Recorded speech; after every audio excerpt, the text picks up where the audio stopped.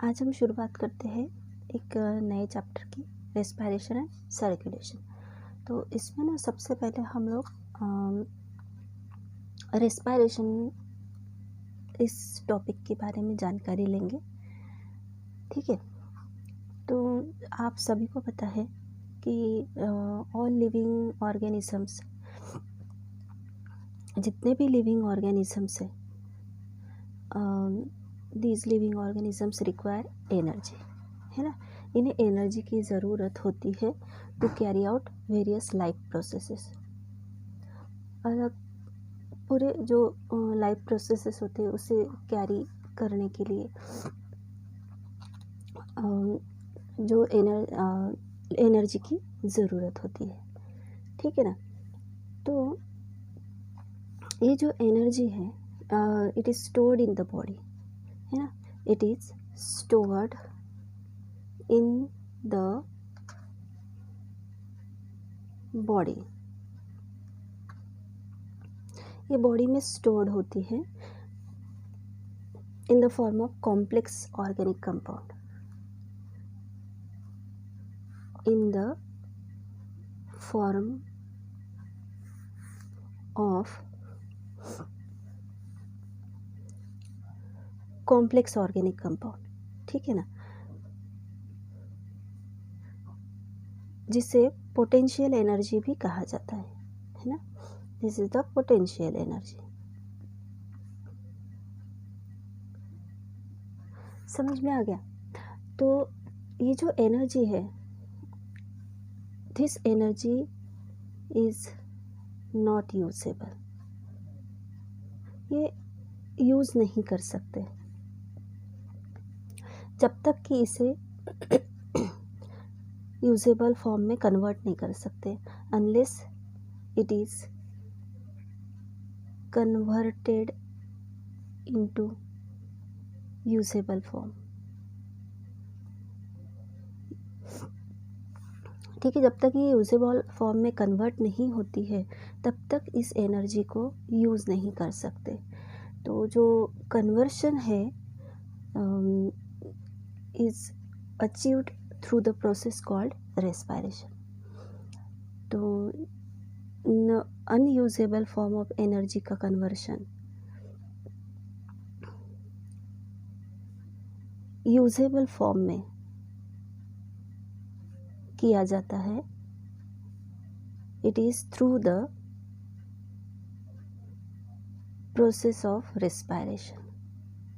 समझ में आ गया कि सभी लिविंग ऑर्गेनिजम्स को लाइफ प्रोसेसेस पूरी करने के लिए एनर्जी की ज़रूरत होती है, जो बॉडी में स्टोर्ड होती है इन the form of complex organic compound. But ये अनयूजेबल फॉर्म में होती है। इसे जब तक यूजेबल फॉर्म में कन्वर्ट नहीं करते हैं तब तक ये यूज़ नहीं की जा सकती, और उसे यूजेबल फॉर्म में कौन कन्वर्ट करता है? Process of respiration. समझ में आ गया। अभी हम देखेंगे व्हाट इज़ रेस्पिरेशन। ठीक है ना, रेस्पिरेशन क्या होता है? तो रेस्पिरेशन एक बायोकेमिकल प्रोसेस है। ठीक है, it is a biochemical process of oxidation. Oxidation मतलब यहाँ पे ऑक्सीजन का यूज़ होके ये रिएक्शन कंप्लीट की जाती है। Oxidation of organic compounds. ठीक है ना। और ये जो प्रोसेस है ये ऑर्डरली मैनर में होती है, in orderly manner. Orderly manner मतलब क्या कि यहाँ पे जो प्रोसेस होती है it is going through some cycles like glycolysis, Krebs cycle और इलेक्ट्रॉन ट्रांसपोर्ट सिस्टम, इसके थ्रू होती है, इसीलिए इसे ऑर्डरली मैनर बोलते हैं। ठीक है ना। तो आपका ये 11th में हो ही गया है दीज साइकिल्स, है ना। हम लोगों ने जो रेस्पिरेशन चैप्टर देखा था उसमें हो गया है हमारा। तो ग्लाइकोलिसिस, क्रेब्स साइकिल और ईटीएस के थ्रू ऑर्डरली मैनर ये रिएक्शन होती है। एंड इसमें जो एनर्जी रिलीज होते हैं विद द लिबरेशन यानी release of energy in the form of ATP. ATP के फॉर्म में ये एनर्जी रिलीज होती है, तो दिस इज कॉल्ड रेस्पायरेशन। तो हम फिर से देखो रेस्पायरेशन एक बायोकेमिकल प्रोसेस है ऑक्सीडेशन की, जिसमें ऑर्गेनिक कंपाउंड्स का ऑक्सीडेशन ऑर्डरली मैनर में होता है, which is going through some cycles, glycolysis, Krebs cycle, ETS। And इसमें जो एनर्जी रिलीज होती है वो एटीपी के रूप में होती है। सो डेफिनेशन होगी, it is a biochemical process of oxidation of organic compounds in orderly manner with the liberation of energy in the form of ATP। ठीक है, इसके जो रिएक्शन है C6H12O6, ये क्या है, ग्लूकोज है, प्लस 6O2 है ना, यहाँ पे ऑक्सीजन का यूज हो रहा है। और इस बायोकेमिकल प्रोसेस की वजह से यहाँ पे CO2 लिबरेट हो रहा है, वाटर मॉलिक्यूल मिल रहा है और एनर्जी मिल रही है इन द फॉर्म ऑफ ATP, और ATP के मॉलिक्यूल्स मिल रहे हैं 38। तो इस तरह से ये रिएक्शन कंप्लीट होती है। तो इन प्रोसेसेस में जाने के बाद ग्लूकोज के एक मॉलिक्यूल से 38 ATP मिलती है। ठीक है, तो इस तरह से ग्लूकोज मॉलिक्यूल का जो ऑर्गेनिक कंपाउंड है यानी ग्लूकोज मॉलिक्यूल, इसका ऑक्सीडेशन हो रहा है और हमें मिल रही है एनर्जी। तो दिस इज़ द रेस्पायरेशन। तो अभी ये जो प्रोसेस है, it is a process of gaseous exchange. यहाँ पे गैसियस एक्सचेंज होता है, ये एक प्रोसेस है जिसमें गैसेस एक्सचेंज भी होता है, respiration process, and it takes place between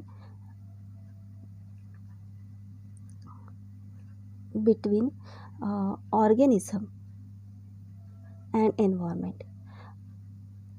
मतलब जो एनवायरनमेंट है और ऑर्गेनिज्म, इनके बीच ये गैसेस एक्सचेंज होता है। जैसे हम ऑक्सीजन इनहेल करते हैं तो एनवायरनमेंट से करते हैं, तो we are the organism and environment से हम ऑक्सीजन ले रहे हैं। और CO2 अगर हम लोग छोड़ते हैं तो वी आर द ऑर्गेनिज्म, जो CO2 रिलीज़ कर रहा है वो एनवायरनमेंट में कर रहा है। मतलब ये प्रोसेस कहाँ हो रही है, ऑर्गेनिज्म और एनवायरनमेंट के बीच में। ठीक है ना। तो ये जो गैसेस एक्सचेंज होता है, इनकी जो साइट होती है जहाँ पे गैसेस एक्सचेंज होता है, this site are called respiratory surface. तो जहाँ पे गैसेस एक्सचेंज होता है उस साइट को रेस्पायरेटरी सरफेस बोलते हैं। ये ध्यान में रखना है आपको। ठीक है, अभी हम देखेंगे ऑर्गन्स ऑफ रेस्पायरेटरी एक्सचेंज। जो रेस्पायरेटरी एक्सचेंज है ना, this is the simple physical process. एक सिंपल फिजिकल प्रोसेस है। ठीक है, अगर इफ़िशिएंट तरीके से, प्रभावशाली तरीके से अगर गैसेस एक्सचेंज होना है, इफ़िशिएंटली होना है, तो इसके लिए कुछ फीचर्स बहुत इम्पॉर्टेंट होते हैं। तो वो फीचर्स कौन से हैं वो हम लोग देखेंगे। तो पहला फीचर है कि इट शुड हैव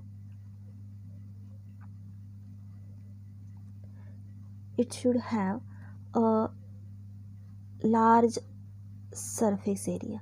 मतलब जहाँ पे रेस्पायरेटरी एक्सचेंज होना है वो जो सरफेस एरिया है वो कैसा होना चाहिए, लार्ज होना चाहिए। ठीक है, ये पहला फीचर हो गया। दूसरा फीचर हम बोलेंगे कि वो जो सरफेस एरिया है, this surface area is thin, it should be thin. Respiratory exchange जहाँ पे होना है वो सरफेस एरिया थीन होना चाहिए, हाईली वैस्कुलर होना चाहिए। हाईली वैस्कुलर मतलब क्या, अगर एनिमल्स है तो ब्लड वेसल्स वहाँ पे होने चाहिए, या प्लांट्स है तो जाइलम और फ्लोएम होना चाहिए। ठीक है, और इट इज़ परमिएबल। परमिएबल होना चाहिए, मतलब गैसेस एक्सचेंज वहाँ से इजीली पास होना, गैसेस वहाँ से इजीली पास होने चाहिए। तो ये दूसरा फीचर है कि सरफेस एरिया थिन होना चाहिए, हाईली वैस्कुलर होना चाहिए और परमिएबल होना चाहिए, यानी भेद कर जाने वाला, मराठीत म्हणू आपण भेद्य, ठीक आहे। आणि तिसरा फीचर आहे तो सरफेस एरिया जो आहे इट शुड बी मॉइस्ट, तो ओलसर असायला पाहिजे, वो वहाँ पे गीलापन, मॉइस्चर रहना चाहिए। अगर मॉइस्चर है तो इजीली सब जो चीज़ें हैं उनका एक्सचेंज इजीली होता है, ठीक है। देन अब देखेंगे हम गैसेस एक्सचेंज इन प्लांट्स में गैसेस एक्सचेंज जो होता है वो होता है through the process of diffusion, ठीक है। डिफ्यूजन एक ऐसी प्रोसेस है कि जिसमें एनर्जी की ज़रूरत नहीं पड़ती है, इजीली कोई भी सब्सटेंस सेल में एंटर कर सकता है, सेल से बाहर आ सकता है, तो दिस इज़ द डिफ्यूजन, ठीक है ना। अब इसके लिए अगर गैसेस एक्सचेंज होना है तो प्लांट्स के it is dependent upon plants shape and structure, ठीक है। शेप और स्ट्रक्चर के अनुसार प्लांट्स में डिफ्यूजन होता है, ये ध्यान में रखना है। अगर हम टेरेस्ट्रियल मीन्स लैंड प्लांट्स, अगर उन टेरेस्ट्रियल फ्लावरिंग प्लांट्स की अगर हम बात करते हैं तो these plants have many air spaces, ठीक है ना। बहुत सारे एयर स्पेसेस होते हैं टेरेस्ट्रियल प्लांट्स में, कहाँ पे, between cells of stem, leaf, root, ठीक है। जैसे अभी मैं यहाँ पे एक डायग्राम बनाती हूँ, ये सेल्स है और इन सेल्स के बीच में मैंने गैप छोड़ी है, तो ये क्या हो गए, ये हो गए एयर स्पेसेस, ठीक है। एयर स्पेसेस ये यहाँ पे दिख रहा है, ये सब एयर स्पेसेस हो गए, ठीक है। तो टेरेस्ट्रियल लैंड प्लांट्स में जो फ्लावरिंग प्लांट्स होते हैं उनमें स्टेम, लीफ, इनके जो सेल्स होते हैं, इन सेल्स के बीच जो गैप होती है उसे एयर स्पेसेस बोलते हैं। और ये जो एयर स्पेसेस है ना, ये एयर स्पेसेस कंटिन्यूअस होते हैं, these air spaces are continuous.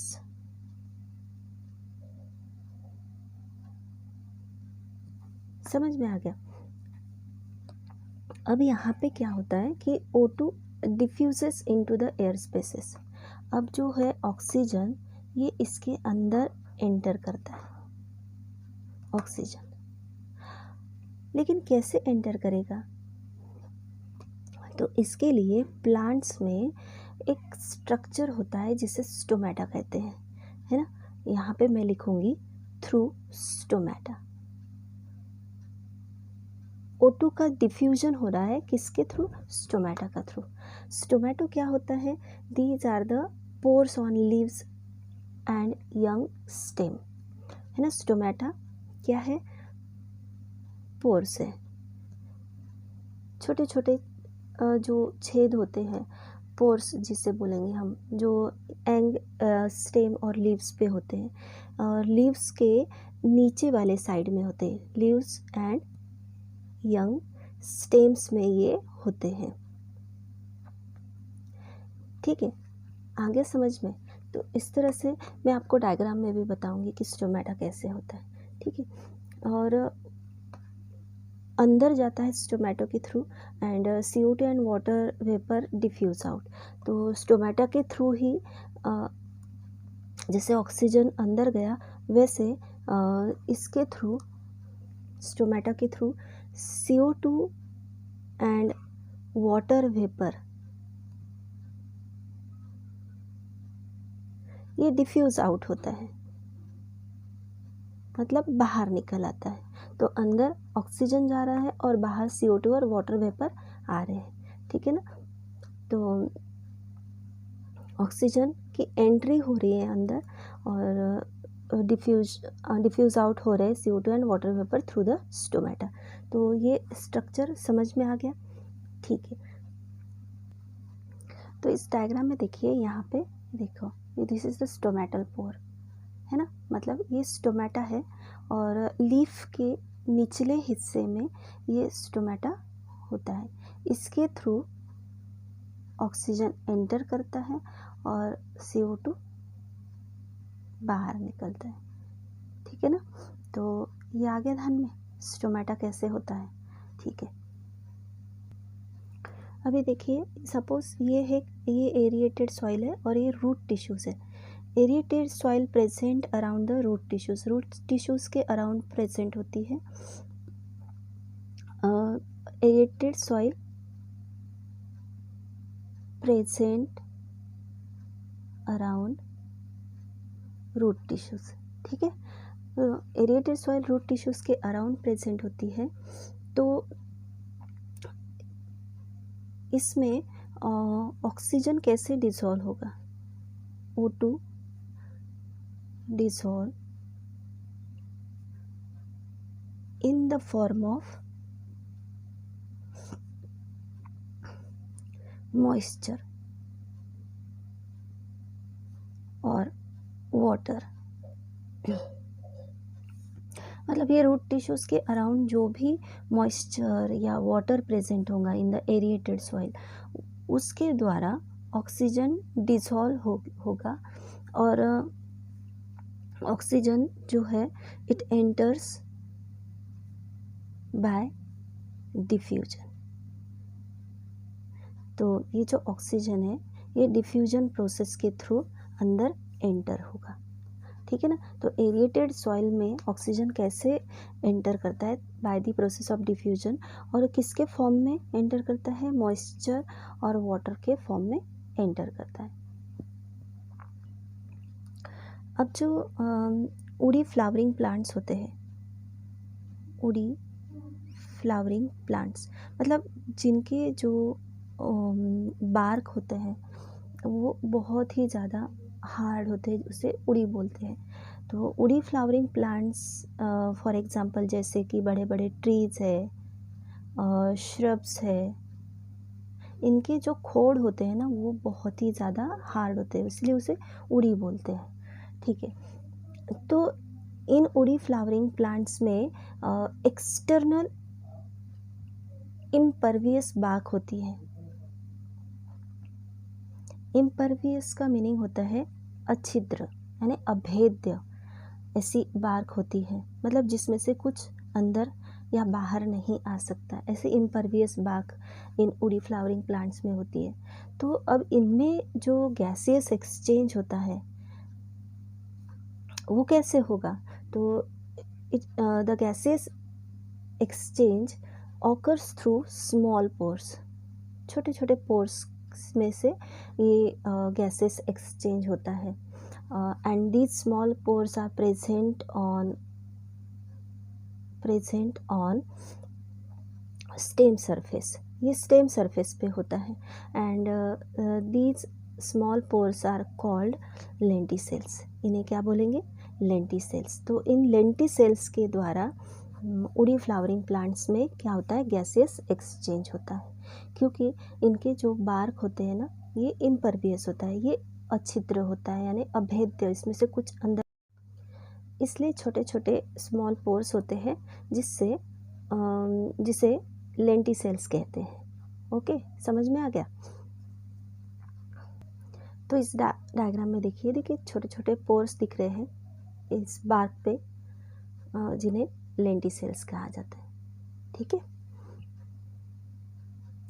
तो अब हम देखेंगे respiration in animals. these animals show wide variety of, मतलब एनिमल्स में अलग अलग वेराइटी के रेस्पिरेटरी सरफेस और ऑर्गन्स होते हैं जिनके द्वारा रेस्पिरेशन होता है। Wide variety of respiratory surfaces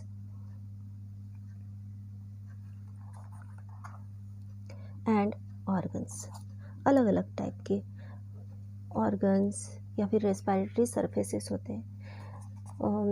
ये जो रेस्पिरेटरी सरफेस है अलग अलग एनिमल्स में अलग अलग होते हैं, ठीक है ना।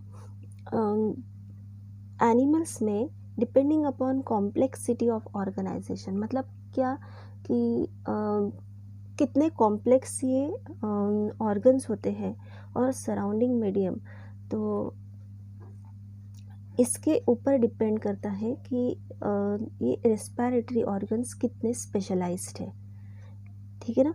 तो in higher animals these respiratory organs are associated with the transport system, और ये ही रेस्पिरेटरी ऑर्गन्स जो होते हैं, ये रेस्पिरेटरी ऑर्गन्स जो होते हैं, ये रेस्पिरेटरी ऑर्गन्स ट्रांसपोर्ट सिस्टम से भी जुड़े हुए होते हैं। ट्रांसपोर्ट सिस्टम से मतलब सर्कुलेटरी सिस्टम से भी जुड़े हुए होते हैं इन हायर ऑर्गेनिजम्स, ठीक है ना। तो आपको समझ में ही आ गया होगा मैंने क्या बताया कि अगर एनिमल्स में depending upon complexity of organisation, मतलब ऑर्गेनाइजेशन कितना कॉम्प्लेक्स है, ऑर्गन्स में कितने अलग अलग टाइप के सब ऑर्गन्स है, छोटे छोटे पार्ट्स है, तो इसके ऊपर डिपेंड करता है कि एनिमल्स में जो भी रेस्पिरेशन होता है वो किस तरह से होता है, ठीक है ना। तो respiration in animals is depending upon complexity of organisation and surrounding medium.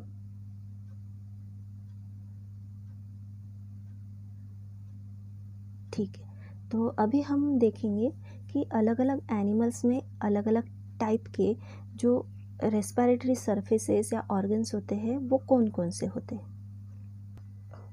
तो देखिए यहाँ पे ऑर्गेनिज्म हैबिटेट, अभी हमने देखा ना कि it is depending upon complexity of organisation and surrounding medium यानी हैबिटेट, मतलब एनिमल्स एक्वेटिक है, सेमी एक्वेटिक है या टेरेस्ट्रियल है, टेरेस्ट्रियल यानी लैंड एनिमल। तो हैबिटेट के अनुसार, सराउंडिंग मीडियम के अनुसार और उन ऑर्गेनिजम्स में जो भी ऑर्गन है वो कितना कॉम्प्लेक्स है उसके हिसाब से रेस्पिरेशन होता है। तो जैसे कि अब हम पहला देखेंगे ग्रुप, प्रोटिस्ट है, स्पॉन्जेस है और सिलेंट्रेट्स है, ये सब एक्वेटिक एनिमल्स है और इसमें जो रेस्पिरेटरी सरफेस है वो प्लाज्मा मेम्ब्रेन है, ठीक है। इस तरह से दूसरा group flatworms like planaria, annelids, annelids जो होते हैं which consist of earthworm, nereis, leech और एम्फीबियंस यानी फ्रॉग, ये एक्वेटिक और सेमी एक्वेटिक है, मतलब पानी में भी रहते हैं और हाफ मतलब टेरेस्ट्रियल भी होते हैं। तो इनमें जो रेस्पिरेटरी ऑर्गन होता है या फिर रेस्पिरेटरी सरफेस बोलेंगे वो प्लाज्मा मेम्ब्रेन है, जनरल बॉडी सरफेस है, मॉइस्ट स्किन है जो फ्रॉग में होती है और अर्थवर्म में होती है। समझ में आ गया ना। तो रेस्पिरेटरी सरफेस प्लाज्मा मेम्ब्रेन है और जनरल बॉडी सरफेस है, जैसे इसमें प्लानेरिया में प्लाज्मा मेम्ब्रेन, एनेलिड्स में जनरल बॉडी सरफेस, फ्रॉग में जनरल बॉडी सरफेस। तो इस तरह से रेस्पिरेटरी ऑर्गन्स होता है। देन नेक्स्ट हम देखेंगे इंसेक्ट्स में देखिए इंसेक्ट्स ये टेरेस्ट्रियल होते हैं और इनमें जो रेस्पिरेटरी ऑर्गन होता है वो ट्रकियल ट्यूब होती है एंड स्पायरेकल्स होते हैं। स्पायरेकल्स ये nothing but the small pores, ये छोटे छोटे पोर्स होते हैं उनके बॉडी पे, उसके थ्रू ये इंसेक्ट्स रेस्पिरेशन करते हैं। देन एरेक्निड्स मतलब ऑर्थ्रोपोड्स ग्रुप में आता है ये। तो एरेक्निड्स लाइक स्पाइडर, स्कॉर्पियंस, आपको ये नाम पता ही है स्पाइडर, स्कॉर्पियंस, ये भी टेरेस्ट्रियल होते हैं और इनके बॉडी में एक स्पेशल ऑर्गन होता है जिसे बुक लंग्स कहते हैं। तो इसके द्वारा वो रेस्पिरेशन करते हैं। देन लिम्यूलस भी आर्थ्रोपोड ही है, मतलब फर्स्ट जॉइंटेड मतलब आर्थ्रोपोड का मीनिंग होता है जॉइंटेड ऑर्गेनिजम्स, ये भी जॉइंटेड ऑर्गेनिजम्स है ये दोनों। तो लिम्यूलस एक एक्वेटिक एनिमल है जिसमें जो रेस्पिरेटरी ऑर्गन होता है वो बुक गिल्स होते हैं। उस ऑर्गन का नाम बुक गिल्स है, जैसे बुक लंग्स, ठीक है। देन एम्फीबियंस में, टैडपोल्स में, amphibian, tadpoles of frog, salamanders and newts, ये सब एम्फीबियंस है, ये सब एक्वेटिक होते हैं। एम्फीबियंस मतलब फ्रॉग नहीं बोलेंगे हम लोग, फ्रॉग का चाइल्डहुड स्टेज यानी टैडपोल, ठीक है ना। Amphibian, tadpole of frog, salamander and newts, ये जो ऑर्गेनिज्म होते हैं ये एक्वेटिक होते हैं, और इनका जो रेस्पिरेटरी ऑर्गन है वो एक्सटर्नल गील है। देन फिश एक्वेटिक है, उनमें होते हैं इंटरनल गील्स, ठीक है ना। एक्सटर्नल गील्स, देखिए सपोज ये टैडपोल है तो इस तरह से बाहर की तरफ ये गील्स होते हैं, ठीक है, ये एक्सटर्नल गील हो गए। और फिश में इंटरनल गील होते हैं, मतलब अगर मैं यहाँ पे फिश बनाती हूँ तो ये फिश हो गई, और इनके जो गिल्स होते हैं ना वो ऐसे अंदर की तरफ मुड़े हुए होते हैं, ठीक है। ये हो गए internal gills, external gills, internal gills, समझ गए। देन रेप्टाइल्स, बर्ड्स और मैमल्स टेरेस्ट्रियल है, तो इनमें एक स्पेशलाइज्ड रेस्पिरेटरी ऑर्गन होता है, वो लंग्स होते हैं। टर्टल्स जो अंडर वाटर होते हैं, टॉर्टोइस जो है वो टेरेस्ट्रियल है, और टर्टल जो है वो एक्वेटिक है। टर्टल्स अंडर वाटर रहते हैं और टॉर्टोइस जो होते हैं वो टेरेस्ट्रियल होते हैं। ये दोनों भी कछुए की दो जाति है, कासव, ठीक है ना। तो टर्टल्स अंडर वाटर होने की वजह से वो क्लोएका के थ्रू रेस्पिरेशन करता है। Cloaca is the part of digestive system, ठीक है, तो उसके थ्रू ये रेस्पिरेशन करता है। तो ये हो गए हमारे respiratory surfaces organs in organism, ठीक है।